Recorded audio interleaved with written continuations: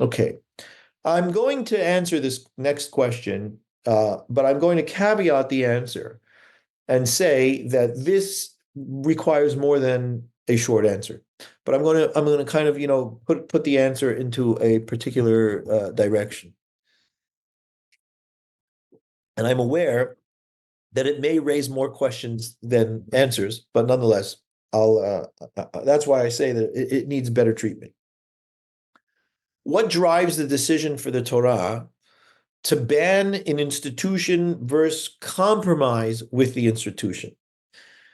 For example, it seems that the Torah is willing to compromise with things like slavery or a Yifat To'ar and say, quote, do it like this instead of how it's commonly done.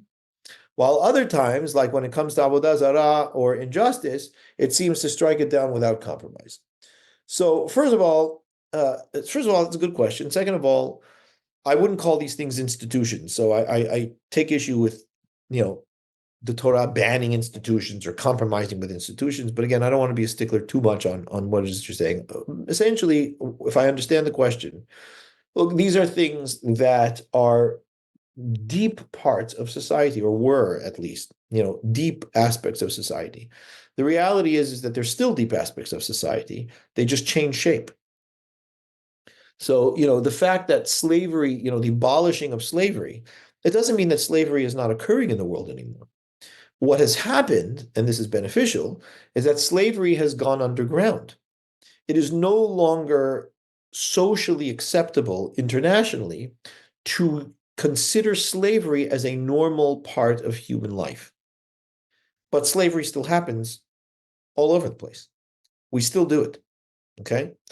So that's number one.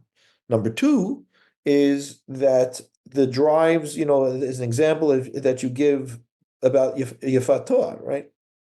I mean, that's just a question of how it is that, people deal with their sexuality, with their drives, with the coupling of aggression and sexuality and so on and so forth, which is, I mean, like, you have to be blind not to realize that those are integral to the nature of a human being and how it is that those things manifest, especially in war, right? And so on, are all over the place.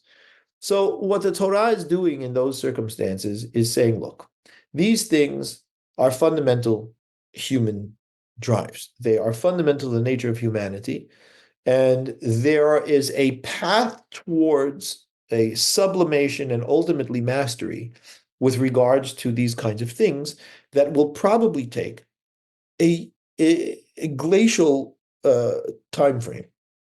Because in order for these things to be able to actually affect significant change and to kind of move the needle, as it were, in terms of how it is we relate to these things and deal with these things, it takes a tremendous amount of practice, growth, uh, and change, right? Which is, you're dealing with millions and millions of years of development that we want to kind of affect in the course of, a 70 to 80-year lifetime. George, it's absurd to think that that's how things are going to run. Not to mention that some of the things are just hardwired. So I'm not saying that slavery is hardwired. I do think that the world can, in some capacity, move beyond that.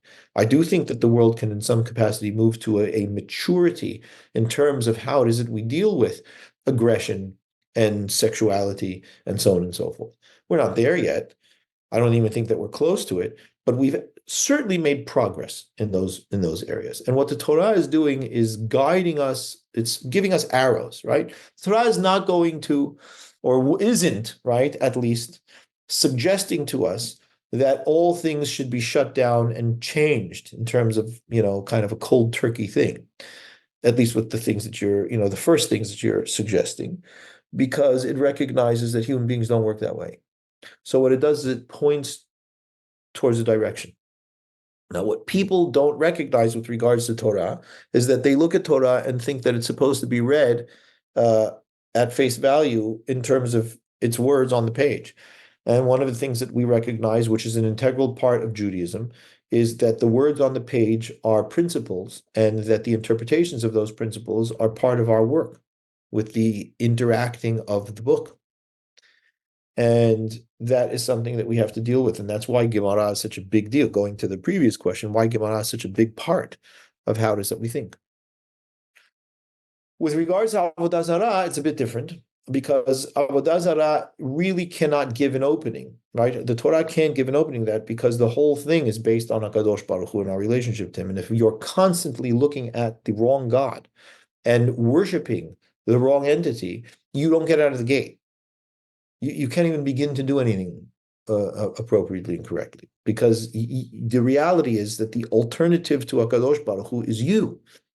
Whatever God that you're praying to is your God, right? You've created the God.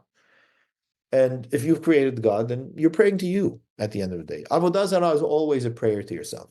It's always a service of yourself. It's also always a worship of your own, of your own, of your own self in some form or another, in very, myriad forms. So that has to be shut down. And even as that is shut down and given absolutely no room, as far as the Torah is concerned, it continues to happen for at least 1,000 years in its overt sense, and it continues to happen today, 3,000 years later, in a less overt sense. We still are, gaga over all kinds of things that are avodah zarah adjacent, which is things like superstition and beliefs in all kinds of things that take me away from genuinely communing with Hakadosh Baruch Hu in faithful and consistent terms. And essentially, whatever it is that we do that removes that or that compromises the faithful, consistent Tamim Tiyeh Im Adonai Elohecha engagement with HaKadosh Baruch Hu is Avodah Zarah adjacent.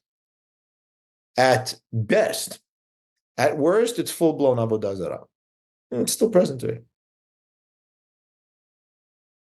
Yeah? Okay. So that's the best opening line that I can give you with regards to that. But like I said, more can be done on that front.